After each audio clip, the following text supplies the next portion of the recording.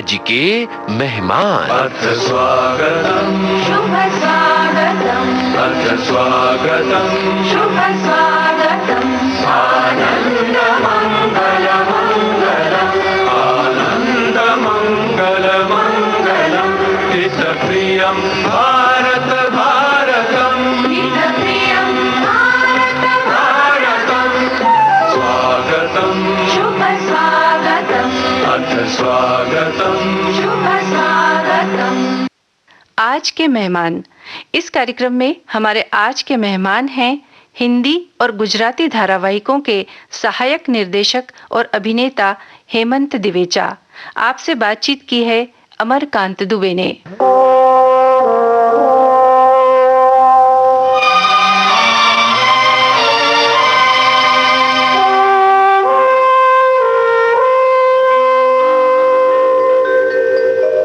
दोस्तों नमस्ते, मैं हूं अमरकांत, हाजिर हूं आज के मेहमान प्रोग्राम में। और जाहिर सी बात है कि मैं अकेला तो आऊंगा नहीं, मेरे साथ आएंगे मेहमान, और मेहमान भी होंगे फिल्मी दुनिया से। जी हाँ, फिल्मी दुनिया के अलग अलग रूप हैं, रंग हैं।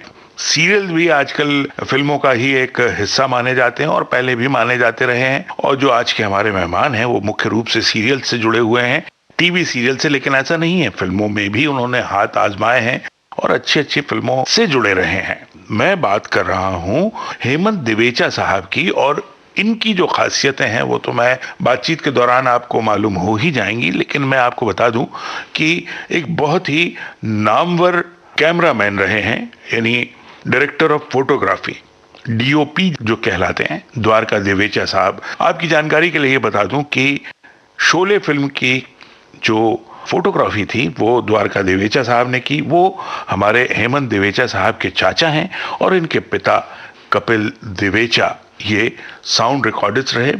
मुंबई के बड़े बड़े साउंड स्टूडियोज में, प्रकाश स्टूडियो हो या फिल्मालया हो, फिल्मालया से बड़े लंबे समय तक जुड़े रहे। तो स्वागत है हेमंत जी आपका विविध भारती के स्टूडियो में। हमारे तमाम सुनने वालों की तरफ से नमस्कार। नमस्कार। तो बताइए, अपने बारे में कुछ बताइए हेमंत जी कि अब जैसे कि हमारे श्रोता तो ये समझ ही गए हैं कि भाई आपका बैकग्राउंड जो था वो फिल्मी रहा है।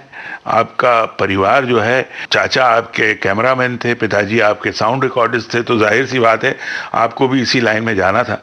जब आप निकले तो कोई कहता था क्या चला मुरारी हीरो बनने? नहीं सर, पूरा विपरीत परिस्थिति था। अच्छा। पिताजी बोल रहे मेरी लाइन में आना ही नहीं। अरे, क्योंकि फ्रीलांस इंडस्ट्री में काम मिलना बहुत मुश्किल होता है।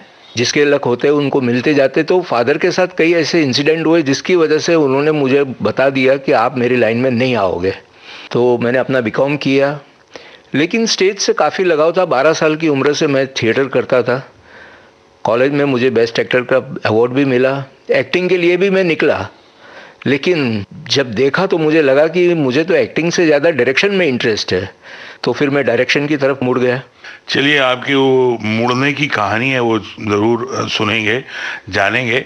लेकिन जैसे आपने बताया कि पिताजी ने मना किया कि इस लाइन में नहीं आना है, तो और आपके पिताजी तो साउंड रिकॉर्डिस्ट थे जाने माने। कभी आप अपने पिताजी के साथ किसी रिकॉर्डिंग वगैरह में गए थे जब आप छोटे थे, या स्कूल में पढ़ते हो या कॉलेज में? जी बिल्कुल। उनकी रिकॉर्डिंग वगैरह में कभी गए थे? जी बिल्कुल। मैं फिल्मालया में स्कूल में जब छुट्टियां होती थी तो मुझे पिताजी अक्सर लिए के जाया करते थे। और मैं देखता था कि उस ज़माने में मतलब अपने जो कबोर्ड है उससे भी बड़े बड़े तो रिकॉर्डिंग मशीन्स होते थे, बड़े बड़े स्पूल लगते थे। आजकल जो माइक यहाँ लगा देते हैं वह उस वक्त बूम था, जो बूम ऑपरेट होता था जस्ट लाइक अ क्रेन।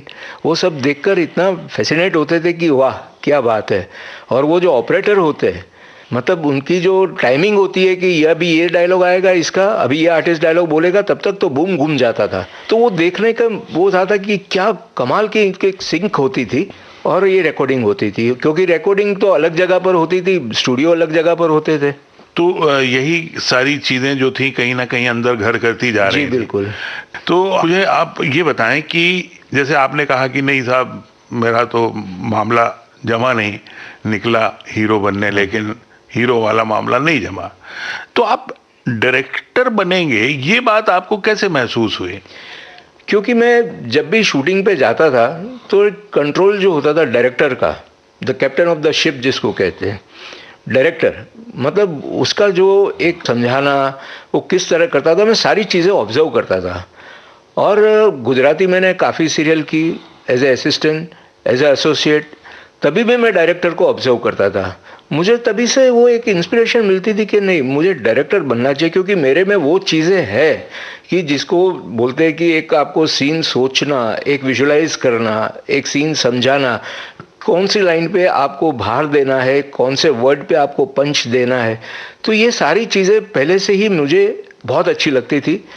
और फिर मैंने तय कर लिया गुजराती के टाइम पे ही, जब मैं गुजराती कर रहा था, मैं बोला नहीं, अभी तो मैं डायरेक्टर ही बनूंगा।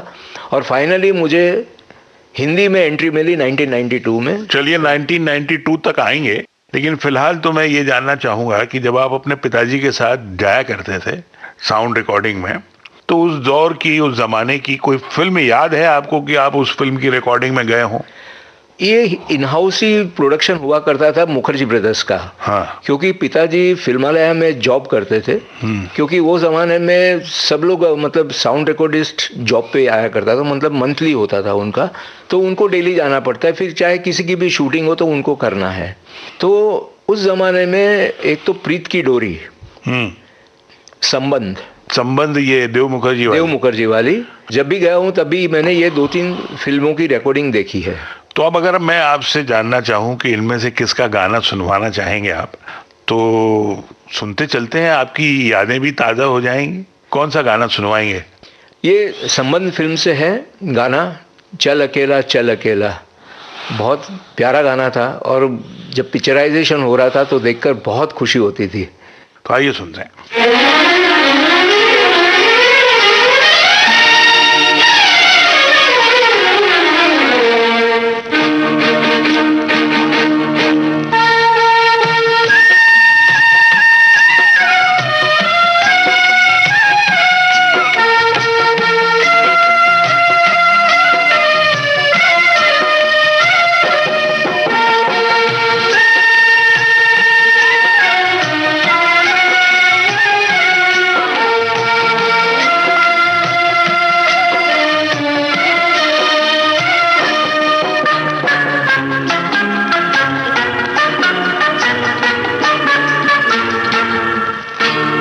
चल अकेला चल अकेला चल अकेला, तेरा मेला पीछे छूटा राही चल अकेला।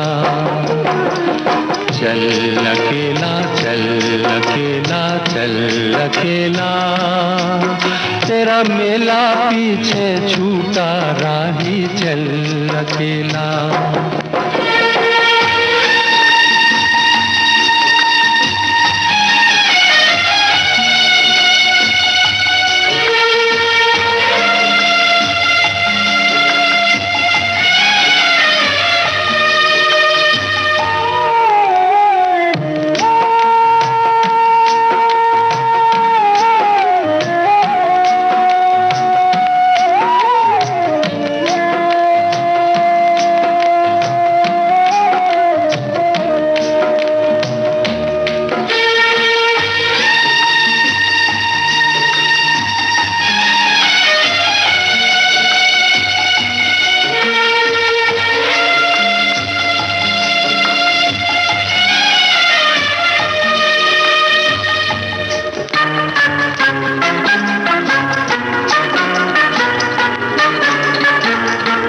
हजारों मील लंबे रास्ते तुझको बुलाते,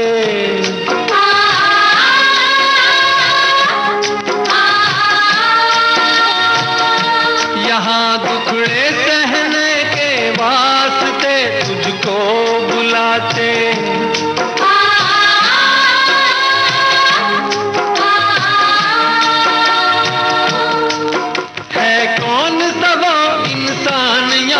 पर जिसने दुख ना झेला, चल अकेला चल अकेला चल अकेला, तेरा मेला पीछे छूटा राही चल अकेला। चल अकेला चल अकेला चल अकेला, तेरा मेला पीछे छूटा राही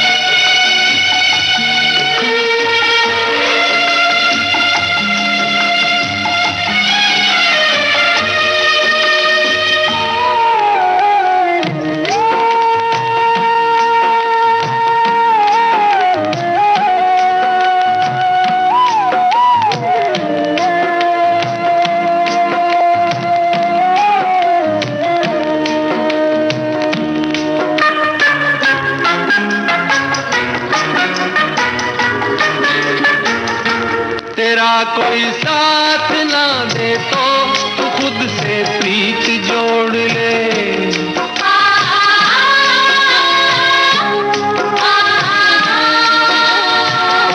बिछौना धरती को करके अरे आकाश ओढ़ ले।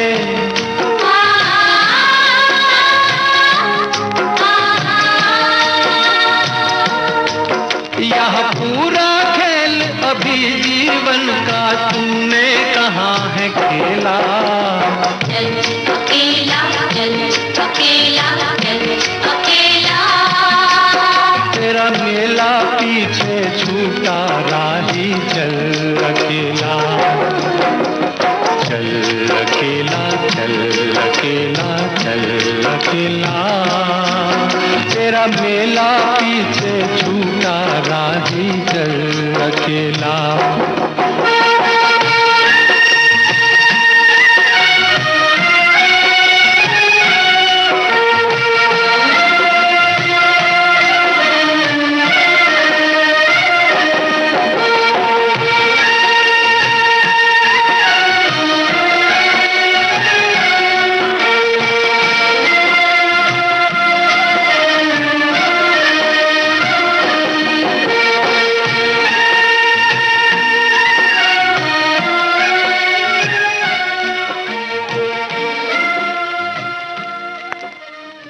चल अकेला तेरा मेला पीछे छूटा राही चल अकेला।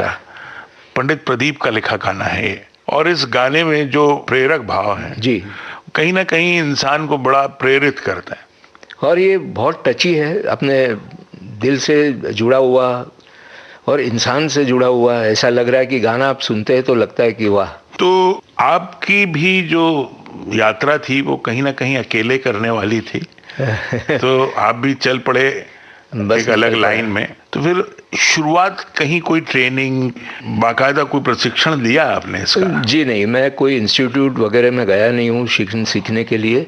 लेकिन गुजराती के दौर पर एक बहुत अच्छे डायरेक्टर थे कार्तिक करके, जिन्होंने मुझे ऑफ़र दी अपने साथ रहने की। उनसे मैं डायरेक्शन के बारे में काफ़ी सीखा, क्योंकि वो खुद राइटर भी थे और डायरेक्टर भी थे। डायरेक्टर मतलब कि ऑब्जर्वेशन आपका तगड़ा होना ज़रूरी है, पावरफुल होना ज़रूरी है। तो मैं हमेशा डायरेक्टर के साथ खड़ा रहता हूँ, ताकि जब भी कोई भी एक्सप्लेनेशन देनी हो या कोई भी चीज़ें समझानी हो, तो वो जब समझाते किस तरह आर्टिस्ट को, वो भी देखना ज़रूरी है। ये चीज़ें मैंने काफ़ी ऑब्जर्व की डायरेक्टर्स में। अच्छा, ये तो था गुजराती का किस्सा। तो हिंदी में शुरुआत कैसे हुई आपकी? सर, गुजराती बंद हो चुका था, मतलब मार्केट ही बंद हो चुकी थी जैसा हो गया था, क्योंकि मेरे डायरेक्टर भी छोड़ चुके थे डायरेक्शन लाइन। और उसके बाद मैं बस बैठा ही था कि क्या करे, क्योंकि हिंदी में कोई जानता नहीं था मुझे। गुजराती की बात होगी ये 1992। अच्छा। रमन कुमार जी को देखता था स्टूडियो में आते जाते, क्योंकि जब हमारी गुजराती एडिटिंग चल रही थी तब विनीता नंदा, रमन कुमार आते रहते थे अपनी हिंदी के लिए। उस समय उनका एक प्राइवेट चैनल सीरियल शुरू हुआ था, तारा उसके बाद ही शुरू हुआ। मैं जब गया तब एक 8वां रंग करके दूरदर्शन की सीरियल थी, तो उनकी कुछ पास हो चुकी थी सीरियल दूरदर्शन के लिए, और उनके पास असिस्टेंट नहीं था। तो वो मुझे देखते थे, तो किसी ने रेकमेंड किया मेरा नाम, कि बोला आपको चाहिए तो ये बेस्ट लड़का है, आपको देखना नहीं पड़ेगा। तो रमन जी ने बोला कि चलो ठीक है, ज्वाइन हो जाओ, क्योंकि उस ज़माने में 13 एपिसोड ही होते थे और वीकली एक होता था एपिसोड। तो उनके 4 तो शूट हो चुके थे और 9 बाकी थे। तो बस उसी दौरान ये करते करते सीरियल तारा का प्लानिंग हुआ और तारा शुरू हो गई। और तारा के दौरान फिर गुलशन जी की फिल्में प्लानिंग हुई। तारा के दौरान, तारा तो मशहूर सीरियल रहा उस जमाने का। तो तारा में आप रमन कुमार जी को असिस्ट करते थे? मैं ऐसा था कि शुरू में असिस्ट करता था। तो तारा जब शुरू हुई तब वंस इन अ वीक था, और कुछ 52 एपिसोड के बाद जो चैनल था उसने तारा को ट्वाइस इन अ वीक किया। अच्छा। तो नेचुरली काम बढ़ेगा। रमन जी को कॉन्फिडेंट काफ़ी था मुझ में। बोला मैं जिस पे कॉन्फिडेंट करता हूँ उसको 100% कॉन्फिडेंस देता हूँ। तो उसने मुझे डायरेक्शन हाथ देना शुरू कर दिया। बोला कि ये कुछ पोर्शंस है, ये तू कर, बाकी का मैं करता हूँ। ऐसे मैंने इंडिपेंडेंट डायरेक्टर तारा से शुरू किया। अच्छा। तो यहाँ तो आप इंडिपेंडेंट हो गए। अब एक गाने का समय हो रहा है। कौन सा गाना आपके जहन में आ रहा है? मुझे ऋषि कपूर साहब का एक गाना याद आ रहा है, एक मैं और एक तू। खेल खेल में, तो सुनते हैं।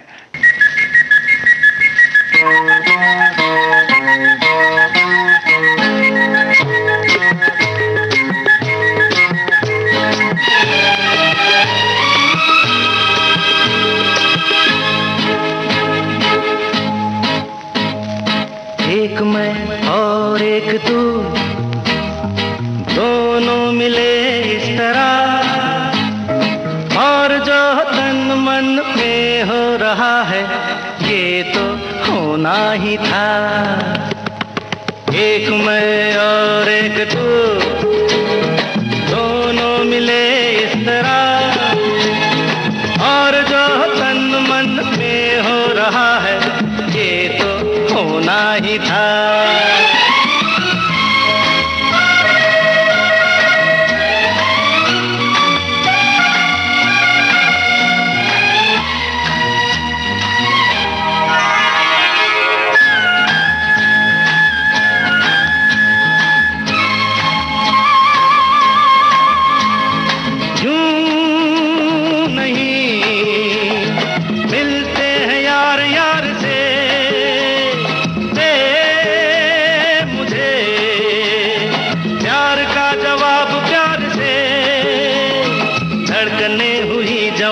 वक्त भी है मेहरबान, फिर ये कैसी दूरियां, बोलो बोलो बोलो बोलो बोलो।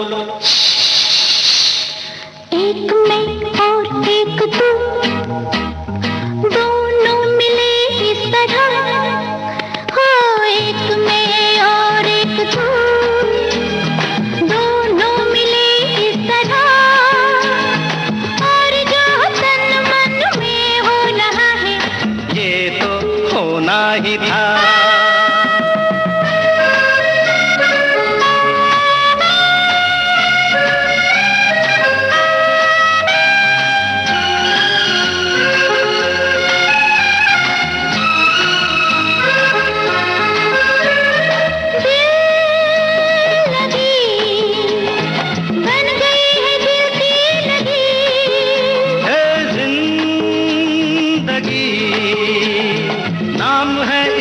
जिंदगी खेल खेल में सनम आ गए जहाँ पे हम, रोक दे वही कदम, बोलो बोलो बोलो बोलो बोलो बोलो।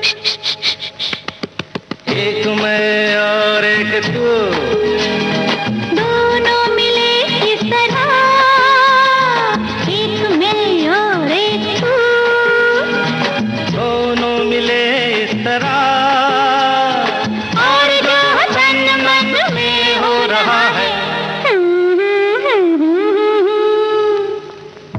ये तो होना ही था, होना ही था, होना ही था।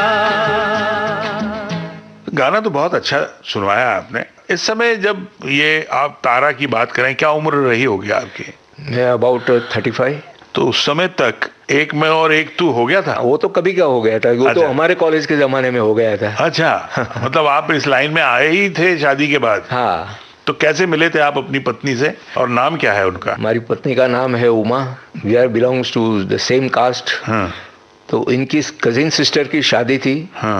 और हम लोग उसमें गए थे शादी में। तो बस उम्र हो चुकी थी और ये लोग लड़की ढूंढ रहे थे मेरे लिए। तो बस ऐसे ही दिखा दिया, ये कैसी लगी तुझे? मैं बोला ऐसे कैसे पूछ रहे हो कैसी लगी? तो लड़की तो है, अच्छी ही है, बस बोलना था। और इन तो सब कुंडलियाँ मिल रही, बोला बहुत अच्छा मिल रहा है, कर लो शादी। आप कौन से कॉलेज में पढ़ते थे? मैं लाला लजपत राय में, वर्ली। अच्छा, और पत्नी आपकी कहाँ की है? पत्नी सिकंदराबाद। हो सिकंदराबाद कहाँ पहुँच गए आप? भाई इनके चाचा रहते हैं यहाँ बॉम्बे में, तो उनके भी चाचा आए थे, मतलब उनके ब्रदर वगैरह आए थे। तो जब यहाँ मुंबई आ गई, वो तो मुंबई की जिंदगी उनको अच्छी लगी? बहुत अच्छी लग रही है, रच बस गई यहाँ? बस गई। मैं ये जरूर जानना चाहूंगा कि आपका जो काम था वो सर्टेनिटी नहीं थी, उसमें कोई ऐसा नहीं था कि नहीं भाई ये फिक्स काम है। हो सकता है कभी कभी खाली भी दिन जाता रहा हो। ऐसे में आपकी पत्नी ने फिर कभी शिकायत नहीं की कि यार क्या काम है आपका? कभी घर में बैठे रहते हो और कभी जाते हो तो 2-2 3-3 दिन नहीं आते हो? नहीं, ऐसा है कि अभी वो भी यूज्ड टू है। हाँ। उनको पता है कि इंडस्ट्री क्या है। जब काम चलता है तो सुबह मतलब 7:30 बजे निकल जाते, रात को 11:30 बजे आते। ऐसे कई महीने, साल भी निकल जाता है। और जब सीरियल ख़त्म होती है तो वो ब्रेक आता है, तो वो पॉजिटिवली लेती है कि चलो इतना काम करने के बाद तुम्हें ब्रेक तो मिला, तुम्हारी सेहत के लिए अच्छा है, एक मेडिटेशन, एक भगवान का ध्यान, ये सब आप कर सकते हो, बच्चों के साथ रह सकते हो। हम बात कर रहे थे आपके रमन कुमार की तारा सीरियल जो था जी, उसके। इसके बाद तारा सीरियल तो आप करने लगे। तारा सीरियल बड़ा लंबा चला और पूरे टाइम आप उसमें रहे, जुड़े रहे। उस दौरान फिर रमन कुमार जी ने कुछ फिल्में भी बनाई थी ना? जी, वो गुलशन कुमार साहब के साथ उन्होंने फिल्म प्लान की थी। एक गुलशन कुमार जी के ब्रदर ही थे जिसमें हीरो थे, कसम तेरी कसम, और एक शबनम जो एक नया हीरो था, संजय मित्रा। हाँ जी। तो उनके साथ 2 फिल्में प्लान की थी और दोनों फिल्म की शूटिंग साइमल्टेनियसली चलती रहती थी। इसकी भी करते थे, उसकी भी, लेकिन ज़्यादा करके हमने शिमला, मनाली उस जगह पे किया। दिल्ली में उनकी कोठी जहाँ ऑफिस है उसमें किया। मतलब काफ़ी आउटडोर्स किए, अच्छी फिल्म बनाई थी। अब आगे बढ़ने से पहले क्या एक गाना सुन सकते हैं? जी बिल्कुल। मैं तो एक ख्वाब हूँ, इसे ख्वाब से तू प्यार न कर। हिमालय की गोद में। हिमालय की गोद में।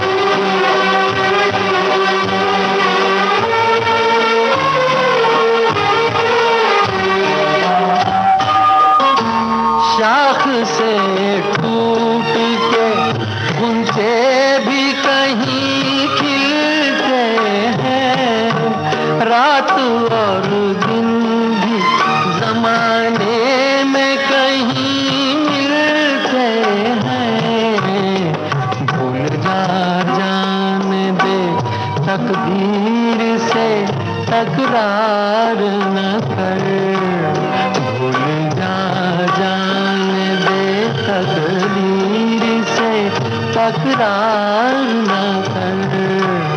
मैं तो एक ख्वाब हूँ, उस ख्वाब से तू प्यार न कर। मैं तो एक ख्वाब हूँ। तो मैं तो एक ख्वाब हूँ, इस ख्वाब से तू प्यार ना कर। हेमंत जी, गाना तो बहुत सुंदर है, इसमें ख्वाब की बात है, गाने में थोड़ी सी निराशा है, लेकिन मैं एक अलग नजरिए से अगर बात को रखूं, हाँ, आपने जो ख्वाब देखे थे अपने काम को लेके, अपनी जिंदगी को लेके, वो पूरे हुए? काफी पूरे हुए। ऐसा है कि शादी के बाद बच्चे हुए 2, एक बेटा एक बेटी, दोनों पढ़ाई में काफी होशियार। बेटा अभी मिशिगन यूनिवर्सिटी में है अमेरिका में, वहाँ सेटल है। बेटी यहाँ इंदौर में सेटल है। शादी हो गई? शादी हो गई, दोनों को 2 बच्चे हैं। हाँ हाँ। अब हम मियाँ बीवी है। हाँ हाँ। तो और एंजॉय करते हैं, इसीलिए आप विदेशों में घूमते नजर आते हैं। जी। जाना चाहिए बेटे के पास। जी। उनके भी 2 बेटे, उनके साथ खेलने की आनंद होता है। 2-3 महीना जो भी रहते हैं। जी। तो अब मुझे आप ये बताएं कि फिर हिंदी का जो सिलसिला था रमन कुमार जी के बाद, फिर वो आगे और कहाँ बढ़ा, कैसे बढ़ा? देखिए, रमन जी के साथ 4 या 5 साल तक हम लोग जुड़े रहे।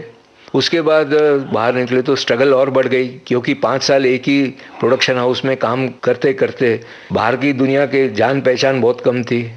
फिर भी स्ट्रगल करते रहे, मिलते गए। मैंने शाकुंतलम की संतान भी की, थोड़ी बहुत एपिसोड किए। फिर स्फीयर विजन के साथ मैंने 7 फेरे किया, सलाम जिंदगी किया। नीना जी के साथ मैंने सांस, सिसकी और सांझी, ये 3 सीरियल है। मतलब पार्टली होता रहा, ऐसा नहीं कि शुरू से लेकर एंड तक किया। फिर मैं आशा जी के साथ जुड़ गया, तो आशा जी के साथ कोरा कागज़ की, आशा पारेख जी के साथ काम करने की बहुत मजा आई। कोरा कागज़, कंगन, कुछ पल साथ तुम्हारा, ये 3 सीरियल की उनके साथ। तो ऐसे चलता रहा सिलसिला। ये जो सिलसिला आपका जो चल रहा था, ये जितने भी सीरियल के आपने नाम लिए, आपने कहा कि आशा पारेख जी के साथ आप जुड़ गए। आशा जी अपने आप में बहुत बड़ा नाम रहा है, तो उनके साथ काम के दौरान के कुछ अनुभव, कुछ किस्से अगर आपको याद हो तो बताएं। ये कमालिस्तान में सेट था हमारा कोरा कागज का, और आशा जी का स्टाइल ये था कि सब कुछ प्रिपेयर होके जाना है। तो बाकायदा मैं और आशा जी बैठते थे। आशा जी मुझे बताती थी कि आज हेमंत ये हमें ये शेड्यूल में ये इतने एपिसोड शूट करने हैं। फिर हम लोग बैठते थे शॉर्ट डिवीज़न पे। तो ये उनका जो काम करने का तरीका था कि सेट के ऊपर जाकर फिर सोचना नहीं, हमें सेट पे जाके काम करना है। तो जो उनका काम करने का तरीका मुझे बहुत अच्छा लगा। सब कुछ रेडी होता था और कैमरामैन भी बहुत बढ़िया थे, कार्ल्टन डिमेलो। तो एक अच्छा फैमिली जैसा ही बन गया था। जी। अच्छा, अब यहाँ मुझे ऐसा लगता है आशा जी की फिल्म का कोई गाना आपको अगर अच्छा लगता हो तो सुना जा सकता है। आन मिलो सजना फिल्म का है। रंग रंग के फूल खिले हैं, मोहे भाए कोई रंग ना, अब आन मिलो सजना।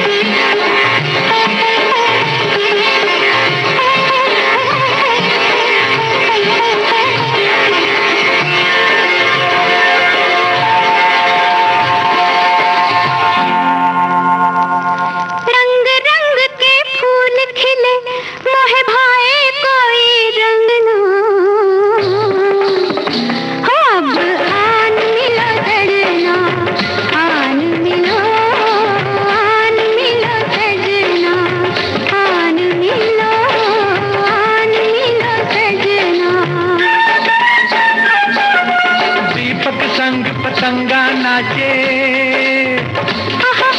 दीपक संग पतंगा नाचे, कोई मेरे संग ना। ओए अब आन मिलो सजना, आन मिलो, आन मिलो सजना। सजना सजना सजना सजना, आन मिलो सजना।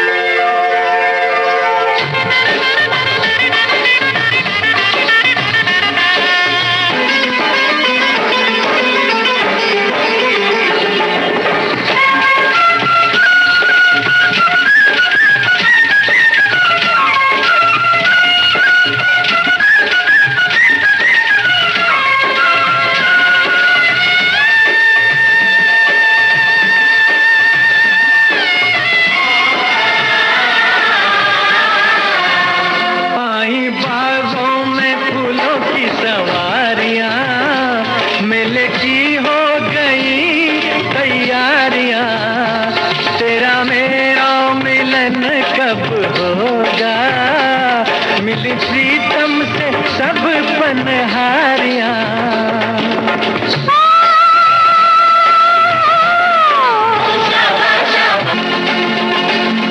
दूर दूर रह के जीने से मैं आ जाऊं तंग ना, अब आन मिलो सजना, आन मिलो सजना।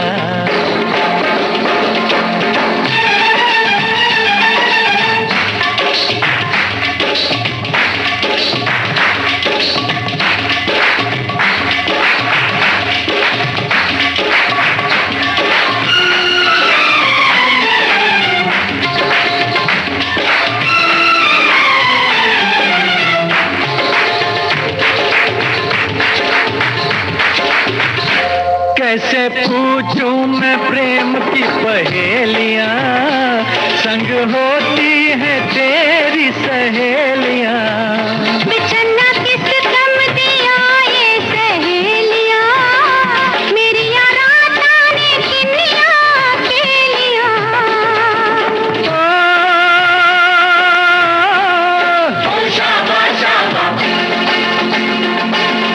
रात रात भर नींद ना आए, खन खन खन के कंगना। अब आन मिलो सजना,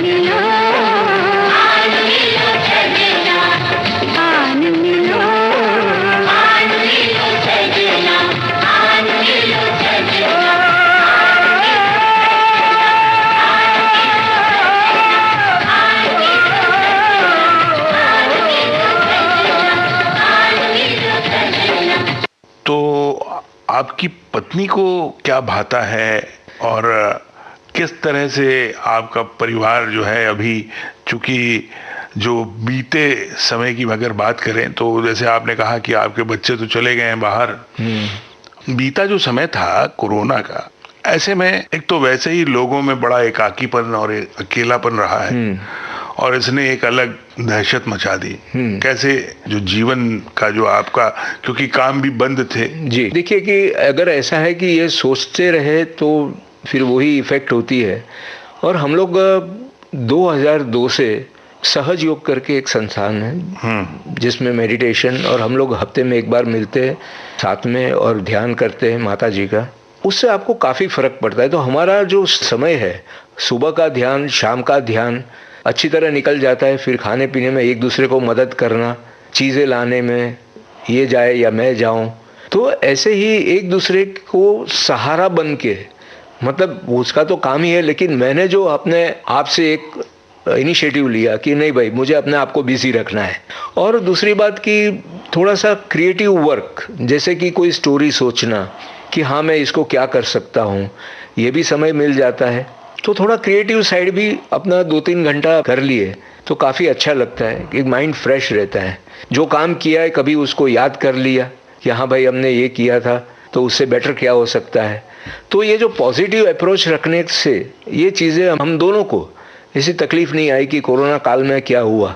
हालांकि कोरोना काल ने ये ज़रूर किया कि एक सबको बॉन्डिंग और बढ़ गई सबकी, लेकिन वो बॉन्डिंग के साथ एक दूसरे की मतलब मदद करते करते आज इतने महीने बीत गए तो कभी ये महसूस नहीं हुआ कोरोना कोरोना कोरोना। ठीक है, सेफ्टी ज़रूरी है, मास्क पहनना ज़रूरी है, सेफ डिस्टेंस ज़रूरी है, हाथ धोने ज़रूरी है।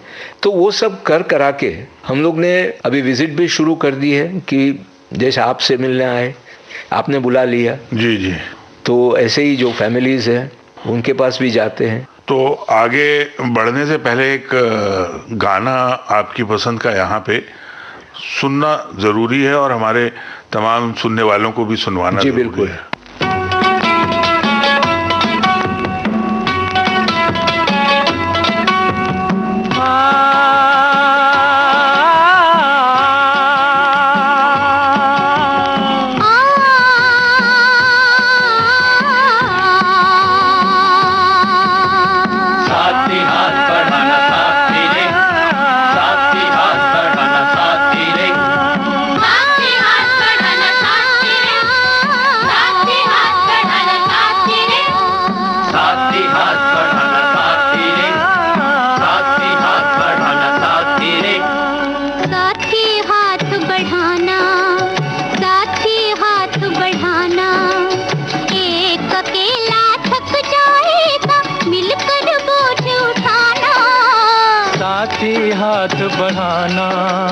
साथी हाथ बढ़ाना, एक अकेला थक जाएगा मिलकर बोझ उठाना।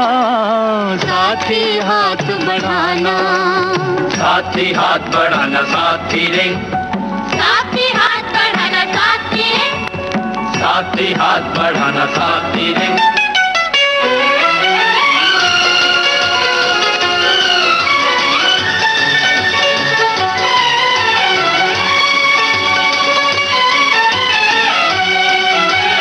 हम मेहनत वालों ने जब भी मिलकर कदम बढ़ाया, सागर ने रास्ता छोड़ा पर्वत ने शीश झुकाया। फौलादी है सीने अपने, फौलादी है बाहें, फौलादी है सीने अपने, फौलादी है बाहें।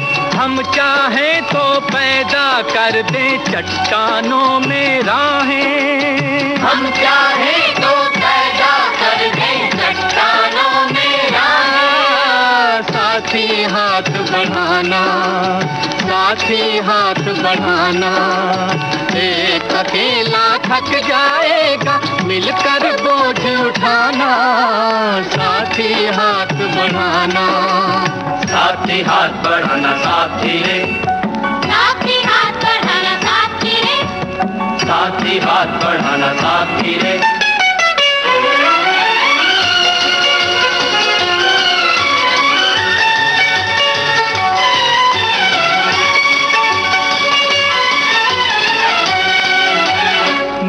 मेहनत अपने लेख की रेखा, मेहनत से क्या डरना, कल वैरों की खातिर की आज अपनी खातिर करना।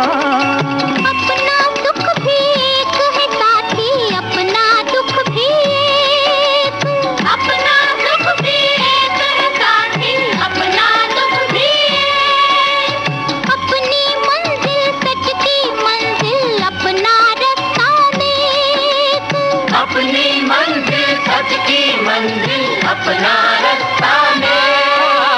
साथी हाथ बढ़ाना, साथी हाथ बढ़ाना, एक अकेला थक जाएगा, मिलकर बोझ उठाना। साथी हाथ बढ़ाना, साथी हाथ बढ़ाना, साथी रे, साथी हाथ बढ़ाना साथी रे, साथी हाथ बढ़ाना, साथी रे।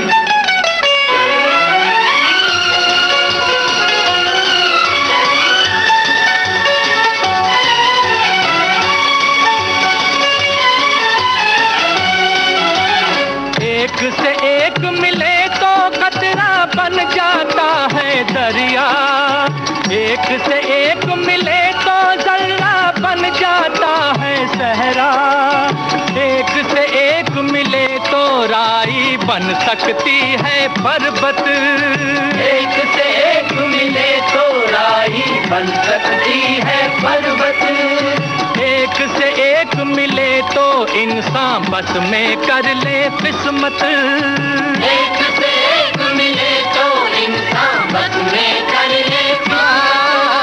साथी हाथ बढ़ाना, साथी हाथ बढ़ाना, एक अकेला थक जाएगा, मिलकर बोझ उठाना। साथी हाथ बढ़ाना, साथी हाथ बढ़ाना, साथी रे, साथी हाथ बढ़ाना, साथी रे, साथी हाथ बढ़ाना साथी रे, साथी हाथ बढ़ाना साथी रे, साथी हाथ बढ़ाना, साथी रे, साथी हाथ बढ़ाना, साथी रे, साथी हाथ बढ़ाना साथी रे, साथी हाथ बढ़ाना साथी रे, साथी हाथ बढ़ाना, साथी रे, साथी हाथ बढ़ाना, साथी रे। हेमंत जी, ये आपके काम की जब बात कर रहे थे तो रमन कुमार और नीना गुप्ता इनकी आपने बात की। एक बात और भी मुझे ख्याल आई आपकी कि आप तो आजकल सीरियल्स में बतौर एक्टर भी नजर आते हैं। जी सर, क्योंकि मैंने 12 साल की उम्र से एक्टिंग से ही शुरू किया था और मेरी चाह भी यही थी कि एक्टर बनूं। जी लेकिन मुझे जब जो स्ट्रगल देखी थी जी। तो मुझे लगा कि मैं ये नहीं कर पाऊंगा। हाँ। इतनी स्ट्रगल। हम्म। तो मुझे डायरेक्शन में अपने आप सामने से जब चांस मिल रहा है और मेरे को इंटरेस्ट भी है, जी, तो मैंने फिर उसे अपना लिया। और शायद मैं एक्टर में इतना फेमस नहीं होता जितना मुझे डायरेक्शन में मिला है, काम और नाम दोनों। और आज इंडस्ट्री में मतलब पुराने अगर देखा जाए तो काफ़ी लोग ऐसा है कि जानते हैं। अब चलिए थोड़ा सा अगर और पीछे चले जाएं, रमन कुमार और नीना गुप्ता जी का नाम लिया, इनके प्रोडक्शन हाउस रहे हैं, आशा पारेख जी का प्रोडक्शन हाउस रहा है, तो इनमें काम करते हुए आपको सबसे ज्यादा कंफर्टेबल और सबसे ज्यादा फ्री हैंड कहाँ मिला? मुझे फ्री हैंड आशा जी ने दिया था, रमन जी ने भी दिया था, और नीना जी का ये था कि भाई तू मुझे बता दे क्या करना है, तो वो भी फ्री हैंड था। हालांकि एज ए इंडिपेंडेंट डायरेक्टर आप फ्री हैंड ही होते हैं, हाँ, लेकिन वो है कि आपको प्रोडक्शन के दायरे में रह के सब करना चाहिए और कितना निकलना है रोज का वो भी होना चाहिए। जी। तो आगे बढ़ने से पहले एक गाना आपकी पसंद का यहाँ पे सुनना जरूरी है और हमारे तमाम सुनने वालों को भी सुनवाना जी जरूरी बिल्कुल है। चाहे तो आप अपने बच्चों के पसंद का भी गाना सुनवा सकते हैं। आपका बेटा जो मिशिगन में बैठा है उसकी पसंद का गाना भी आप सुनवा सकते हैं, क्योंकि ये जो प्रसारण है ये अमेरिका में भी सुनाई देता है। उस टाइम पे लकड़े की काटी, अच्छा, काटी पे घोड़ा, घोड़े की दुम पे जो मारा हथौड़ा, मासूम फिल्म का ओहो, वो बहुत पसंद था। तो चलिए आपके बच्चों के नाम लगाते हैं ये गाना। जी बिल्कुल। दोनों के नाम बता दीजिए आप। बेटे का नाम है ऋत्विक और बेटी का नाम है वैशाली, उसको ससुराल में बोलते हैं, और हमारा ओरिजिनल नाम है श्वेता। चलिए ऋत्विक और श्वेता वैशाली के लिए मासूम फिल्म का गाना लकड़ी की काठी काठी पे घोड़ा। लकड़ी की काठी पे घोड़ा, घोड़े की दुम पे जो मारा हथौड़ा, दौड़ा दौड़ा दौड़ा घोड़ा दुम उठा के दौड़ा।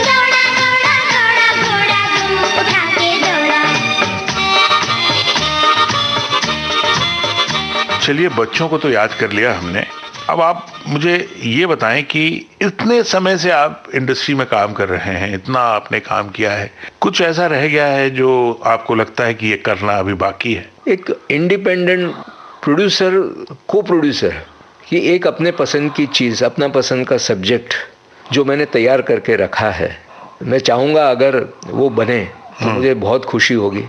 तो जो आपने लिख के रखा है वो किस तरह का है, किस जॉनर का है? ये जॉनर है मतलब एक मासूम लड़की जो पढ़ाई करना चाहती है, लेकिन रीतो रिवाज के हिसाब से जो बड़े होते हैं घर में शादी का सोचते हैं, और लड़की के माँ बाप जो है, बाप थोड़ा सा दबा हुआ है अपने बाप से, और माँ जो है थोड़ी एडवांस है कि नहीं मैं अपने बच्चों को आगे बढ़ाऊंगी। तो एक फैमिली टेंशन, फिर वो लड़की का जाना, उसको हेल्प मिलना और आज एक बड़ी शख्सियत बनना। तो ये इस तरह की फिल्म आप चाहते हैं जी बनाना? ये बस एक यही ख्वाब है? ख्वाब तो ये है और आगे भी करेंगे। हाँ। लेकिन एक तो शुरू होगा, पूरा हो ख्वाब। अभी एक्टिंग के बारे में क्या सोचा? अभी इसको जारी रखेंगे या डायरेक्शन में वापस चले जाएंगे? नहीं, एक्टिंग तो ऐसा है कि देखिए, एक्टिंग भी शौक बहुत है, तो अच्छे रोल मिलते हैं तो जरूर करना चाहूँगा। तो अभी पूरी तरह से हिंदी में सक्रिय है या अपने आप को गुजराती में शिफ्ट कर दिया आपने? अभी पिछले 4-5 साल से गुजराती में सक्रिय हूँ। अच्छा जी। हिंदी का कोई काम नहीं कर रहे हैं? हिंदी का अभी किया नहीं, अभी शुरुआत करनी है। बहुत अच्छे। तो गुजराती में आप सीरियल वगैरह करते हैं? सीरियल में मैंने काफ़ी किया है, एज ए क्रिएटिव डायरेक्टर भी किया है। हाँ जी। सूरी करके एक सीरियल आती थी, महक, सावज, ये फिर सीरियल में मैंने direction as well as creative director दोनों किरदार निभाए। और हिंदी में कौन से आपके 2-1 सीरियल तो आपने बता दिए? हाँ। और भी कौन सा सीरियल जो आपके दिल के बहुत करीब है? 7 फेरे सबसे करीब था। 7 फेरे। 7 फेरे। बहुत अच्छे। तो अभी कुछ आगे के लिए कोई नई योजना? आगे के लिए नई योजना ये तो कोविड ही बता सकता है। मुझे ऐसा लग रहा है कि कभी तक ये बाहर निकले पूरा, क्योंकि गुजराती इंडस्ट्री चली गई है गुजरात, तो यहाँ महाराष्ट्र में और बॉम्बे में अभी हिंदी में ही स्कोप है अपने पास। तो ये मैं काम करना चाहूँगा हिंदी में वापस।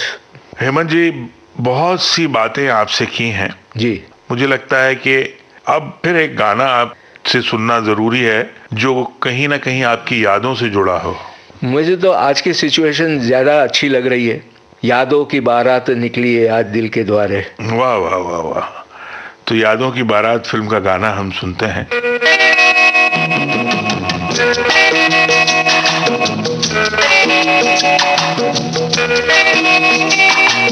यादों की बारात निकली है आज दिल के द्वारे, दिल के द्वारे।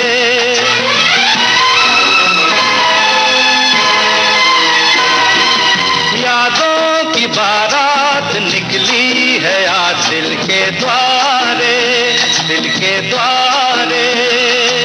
सपनों की शहनाई बीते दिनों को पुकारे, दिल के द्वारे। ओ छेड़ो तराने मिलन के प्यारे प्यारे संग हमारे।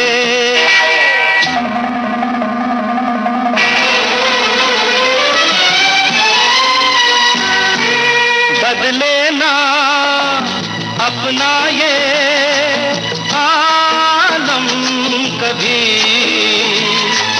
जीवन में बिछड़ेंगे ना हम कभी। हो बदले ना अपना ये आलम कभी, जीवन में बिछड़ेंगे ना हम कभी। यूं भी जाओगे आखिर कहाँ होगे हमारे। यादों की बारात निकली है आज दिल के द्वारे, दिल के द्वारे। सपनों की शहनाई बीते दिनों को पुकारे, दिल के द्वारे।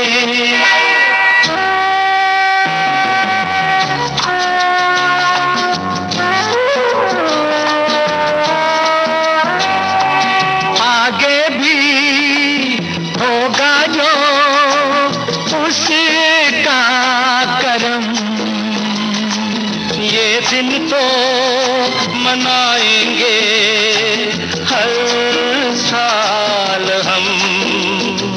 अपने आंगन नाचे गाएंगे चंदा सितारे।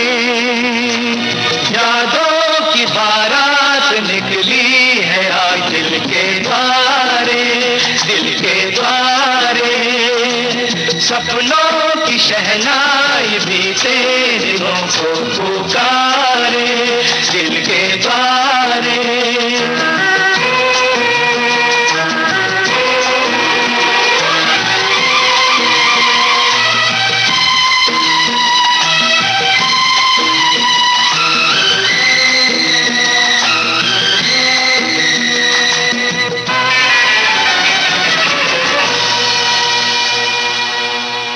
मुझे पूरा यकीन है हेमंत जी कि विविध भारती के स्टूडियो में आज जब आप आए हैं और इतनी जो बातें हमने की जी, इन बातों के बाद कहीं ना कहीं आप भी एक यादों की बारात में शामिल हो गए होंगे और एक लंबा चक्कर अपनी उम्र का बीती हुई उम्र का लगा कर वापस आप आ गए होंगे जी।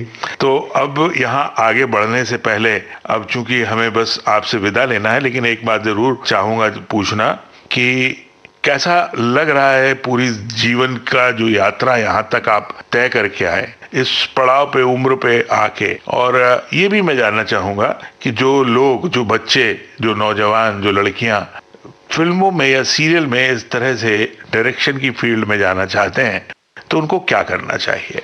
एक तो विजुअलाइजेशन बहुत ज़रूरी है, क्योंकि आप में वो चीज़ है। अगर आप कोई भी चीज़ को विजुअलाइज कर सकते हैं, आप अच्छी तरह नरेट कर सकते हैं। नरेशन बहुत ज़रूरी है कि आप जिस तरह नरेट करते हैं सामने वाले को, तो सामने वाले को भी वो विजुअल होना चाहिए। आपका विजुअल उसके विजुअल मैच होने चाहिए। और सबसे बड़ी चीज़ तो है ईमानदारी। आप जो भी अपना काम करते हैं पूरी मेहनत, लगन, ईमानदारी से करो, आप कभी पीछे नहीं जा सकते। जी, बहुत बहुत शुक्रिया हेमंत जी, आपने अपने कीमती समय में से इतना समय निकाला, विविध भारती में आए, विविध भारती के तमाम सुनने वालों के लिए इतनी सारी बातें आपने की। मैं तमाम सुनने वालों की तरफ से आपका शुक्रिया अदा करता हूँ। बहुत बहुत शुक्रिया। विविध भारती सुनने वाले सभी श्रोताओं को शुक्रिया।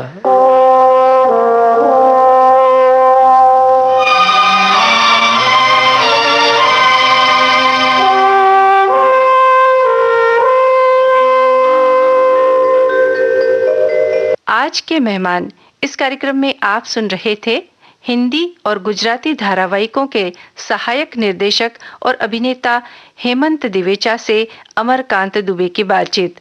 कार्यक्रम में तकनीकी सहयोग दिया सुषमा सुरटकर ने। प्रस्तुत करता है अनुश्री पाठक। आज के मेहमान।